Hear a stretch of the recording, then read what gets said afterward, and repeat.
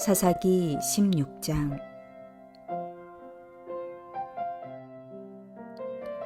삼손이 가사에 가서 거기서 한 기생을 보고 그에게로 들어갔더니 가사 사람들에게 삼손이 왔다고 알려지매 그들이 곧 그를 애워싸고 밤새도록 성문에 매복하고 밤새도록 조용히 하며 이르기를 새벽이 되거든 그를 죽이리라 하였더라. 삼손이 밤중까지 누워있다가 그 밤중에 일어나 성 문짝들과 두 문설주와 문빗장을 빼어가지고 그것을 모두 어깨에 메고 헤브론 앞산 꼭대기로 가니라. 이후에 삼손이 소렉 골짜기에 드릴라라 이름하는 여인을 사랑하매 블레셋 사람의 방백들이 그 여인에게로 올라가서 그에게 이르되 삼손을 깨어서 무엇으로 말미암아 그 큰 힘이 생기는지 그리고 우리가 어떻게 하면 능히 그를 결박하여 굴복하게 할 수 있을는지 알아보라. 그리하면 우리가 각각 은 1,100개씩을 내게 주리라 하니 드릴라가 삼손에게 말하되 청하건대 당신의 큰 힘이 무엇으로 말미암아 생기며 어떻게 하면 능히 당신을 결박하여 굴복하게 할 수 있을는지 내게 말하라 하니 삼손이 그에게 이르되 만일 마르지 아니한 새 활줄 7으로 나를 결박하면 내가 약해져서 다른 사람과 같으리라. 블레셋 사람의 방백들이 마르지 아니한 새 활줄 7을 여인에게로 가져오매 그가 그것으로 삼손을 결박하고 이미 사람을 방 안에 매복시켰으므로 삼손에게 말하되 삼손이여 블레셋 사람들이 당신에게 들이닥쳤느니라 하니 삼손이 그 줄들을 끊기를 불탄 삼시를 끊음같이 하였고 그의 힘의 근원은 알아내지 못하니라. 드릴라가 삼손에게 이르되 보라 당신이 나를 희롱하여 내게 거짓말을 하였도다. 청하건대 무엇으로 당신을 결박할 수 있을는지 이제는 내게 말하라 하니 삼손이 그에게 이르되 만일 쓰지 아니한 새 밧줄들로 나를 결박하면 내가 약해져서 다른 사람과 같으리라 하니라. 드릴라가 새 밧줄들을 가져다가 그것들로 그를 결박하고 그에게 이르되 삼손이여 블레셋 사람이 당신에게 들이닥쳤느니라 하니 삼손이 팔 위에 줄 끊기를 실을 끊음같이 하였고 그때에도 사람이 방 안에 매복하였더라. 드릴라가 삼손에게 이르되 당신이 이때까지 나를 희롱하여 내게 거짓말을 하였도다. 내가 무엇으로 당신을 결박할 수 있을는지 내게 말하라 하니 삼손이 그에게 이르되 그대가 만일 나의 머리털 7가닥을 배틀의 날실에 섞어 짜면 되리라 하는지라. 드릴라가 바디로 그 머리털을 단단히 짜고 그에게 이르되 삼손이여 블레셋 사람들이 당신에게 들이닥쳤느니라 하니 삼손이 잠을 깨어 배틀의 바디와 날실을 다 빼내니라. 드릴라가 삼손에게 이르되 당신의 마음이 내게 있지 아니하면서 당신이 어찌 나를 사랑한다 하느냐. 당신이 이로써 3번이나 나를 희롱하고 당신의 큰 힘이 무엇으로 말미암아 생기는지를 내게 말하지 아니하였도다 하며 날마다 그 말로 그를 재촉하여 조르매 삼손의 마음이 번뇌하여 죽을 지경이라. 삼손이 진심을 드러내어 그에게 이르되 내 머리 위에는 삭도를 대지 아니하였나니 이는 내가 모태에서부터 하나님의 나실인이 되었음이라. 만일 내 머리가 밀리면 내 힘이 내게서 떠나고 나는 약해져서 다른 사람과 같으리라 하니라. 드릴라가 삼손이 진심을 다 알려주므로 사람을 보내어 블레셋 사람들의 방백들을 불러 이르되 삼손이 내게 진심을 알려주었으니 이제 한 번만 올라오라 하니 블레셋 방백들이 손에 은을 가지고 그 여인에게로 올라오니라.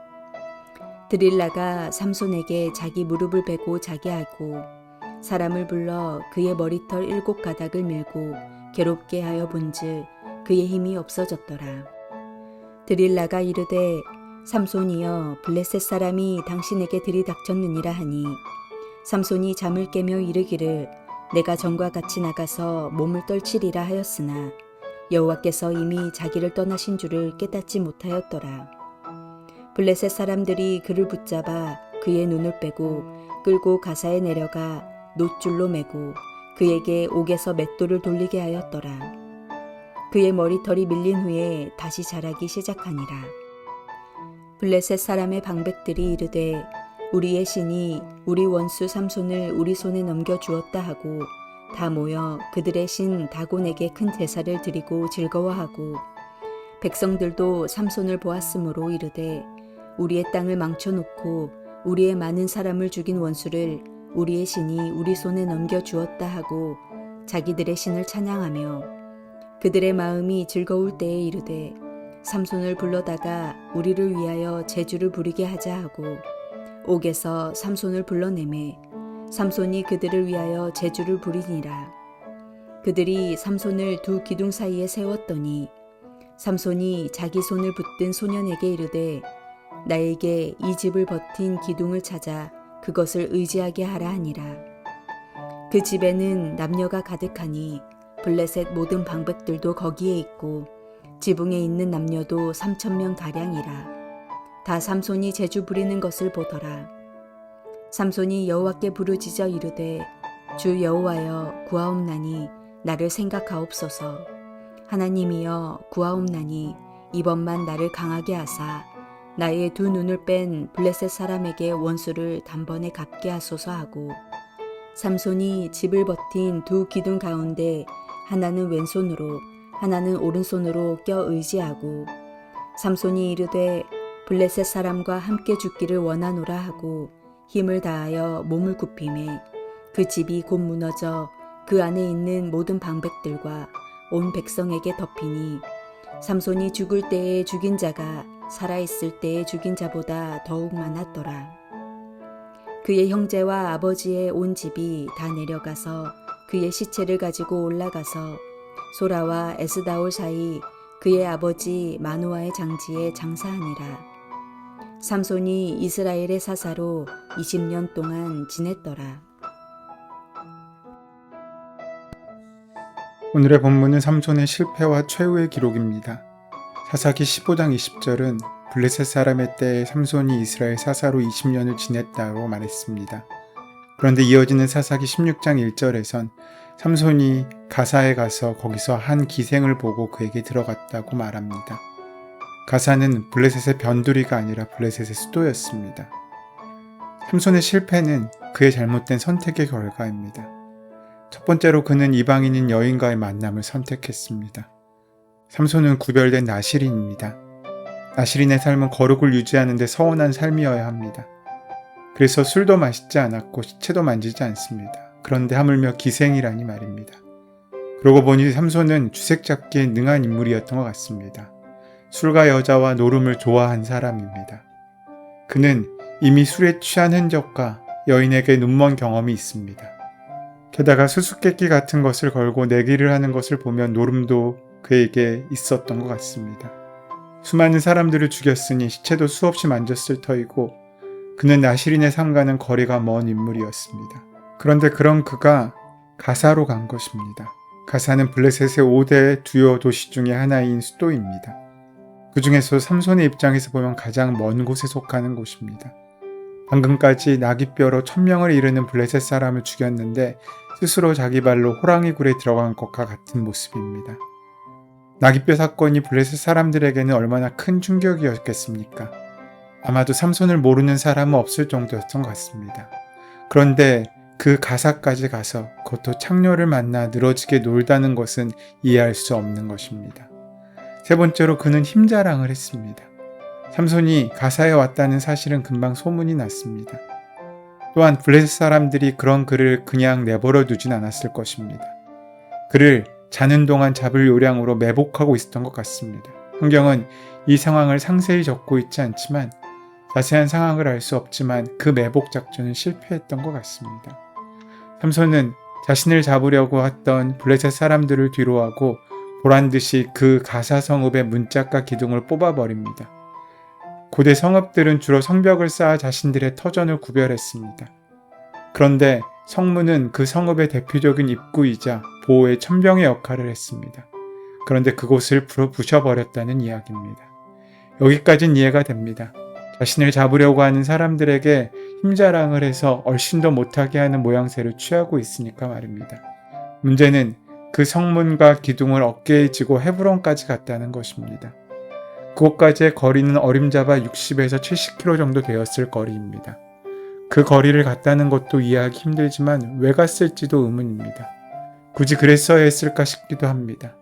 그런데 삼손의 성경을 보면은 그는 자신의 힘을 과신하고 그것을 세상에 드러내고 교만한 그 모습을 보여주기 원했던 것 같습니다. 오늘 본문의 국한에 보면은 그러한 삼손의 교만함의 근거를 볼 수 있습니다. 1절 말씀해 보시면 삼손이 가사에 가서 기생을 보았다라고 적고 있습니다. 그러고 보니 삼손이 등장할 때도 이 보았다라는 말이 있습니다. 사사기 14장 1절 말씀에 삼손이 딥나로 내려가서 딥나에 있는 어떤 블레셋 처녀를 보았다고 기록하고 있습니다. 더 올라가 보면 창세기의 하와도 선악을 알게 하는 나무 열매를 보았다라고 기록되어 있습니다. 이것을 안목의 정욕이라고 합니다. 물론 보았다는 것은 눈으로만 보는 것을 의미하는 것이 아닙니다. 보았다면 그것을 갖고 싶어 하고 갖고 싶어 하는 그 마음은 현실이 되어 행동하게 합니다. 누구를 만나고 누구와 소통하고 누구와 눈이 마주쳐 있는지에 따라서 우리의 인생이 바뀌게 된다는 것입니다. 삼손은 하나님이 아닌 자신의 능력을 바라보았습니다. 그 모든 승리의 이유, 기적의 이유가 하나님이 함께 하셨기 때문이었음에도 불구하고 자신의 힘으로 맹신하여 교만함에 이르게 됩니다. 이후 이어지는 들릴라의 이야기는 이러한 삼손의 교만이 결국 그를 파멸시키는 모습을 보여줍니다. 그는 또다시 들릴라라는 여인을 보았고 그 여인을 사랑하게 됩니다. 이를 알게 된 블레셋 사람들은 들릴라에게 삼손의 약점을 알아올 것을 요구합니다. 그래서 들릴라는 삼손의 약점을 알아보고자 애썼지만 그때마다 삼손은 거짓말로 그 상황을 모면했습니다. 하지만 계속된 추궁에 이기지 못하고 그는 자신의 힘의 근거인 머리카락의 비밀을 알려놓습니다. 그래서 자는 사이에 그 머리카락이 잘리게 되었고 결국 그는 블레셋에 힘없이 사로잡히게 됩니다. 왜 그는 이러한 잘못된 선택을 했겠습니까? 그는 자신의 힘을 맹신했습니다. 그래서 하나님의 말씀은 까먹고 머리카락이 없어도 자신의 힘과 능력은 사라지지 않을 거라고 과신했던 것 같습니다. 하지만 그의 힘의 근거는 머리카락에도 그의 능력에도 있지 않았고 하나님의 약속을 듣고 그 약속을 소중히 지키는 바로 그 나실인의 서약 가운데 있었음을 그는 알지 못한 것입니다. 그렇게 하나님께서 그를 떠나시게 되자 그는 모든 것을 잃어버리는 존재가 되고 그는 결국 지금까지 장난감처럼 다루었던 블레셋 사람들에게 사로잡혀 구경꾼으로 전락하는 상황에 이르게 되었다는 것입니다. 삼손이 나실인의 규례를 어겼기 때문에 하나님의 영이 그를 떠나고 그 결과 그는 실패한 것입니다. 하지만 마지막 그가 블레셋에게 잡혔을 때 하나님께 회개하였고 삼손의 머리카락이 다시 자라기 시작했다고 성경은 말합니다. 이야기가 아직 끝나지 않았다는 말입니다. 삼손의 머리카락에는 상징적 의미가 있습니다. 그것은 하나님께서 함께 하시고 있다는 징표이고 그가 하나님의 말씀을 경외하고 있다는 믿음의 증거라는 것입니다. 은혜는 그 머리카락이 다시 자라났다는 것입니다. 하나님께서는 하나님의 백성들을 사랑하시고 그를 지키고 그와 함께 하십니다. 회개한 삼손의 머리카락이 자라나고 그의 힘이 다시금 돋아나기 시작한 것입니다. 삼손은 힘의 근원이 그의 머리카락이 아니라 하나님께 있음을 알았고 하나님께 간절히 기도했습니다. 지금까지는 언제나 내 뜻대로 사용할 수 있는 힘이라고 생각했지만 이제는 하나님께서 그 힘을 허락하셔야 사용할 수 있음을 인정하게 된 것입니다. 그 결과 그는 가장 강한 힘을 가졌을 때가 아니라 가장 약해 있을 때 가장 많은 블레셋 사람들을 죽이고 사사의 직분을 감당하게 되었다는 것입니다. 우리가 약할 때 강하게 하신 하나님의 은혜를 귀하게 삼손을 통해서 만날 수 있습니다. 그 모든 일이 하나님이 하신 일입니다. 오늘 우리도 우리가 연약할 때 가장 강해질 수 있는 근거는 하나님이 우리와 함께 하심입니다.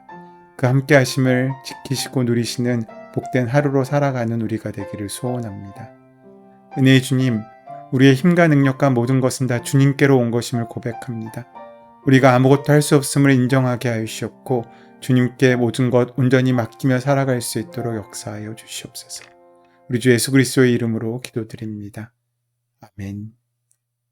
이제 오늘 우리에게 주신 말씀이 나에게 허락하신 말씀으로 만나시기 위하여 깊이 묵상하시고 함께 기도하시는 시간 가지도록 하겠습니다. 함께 기도합니다.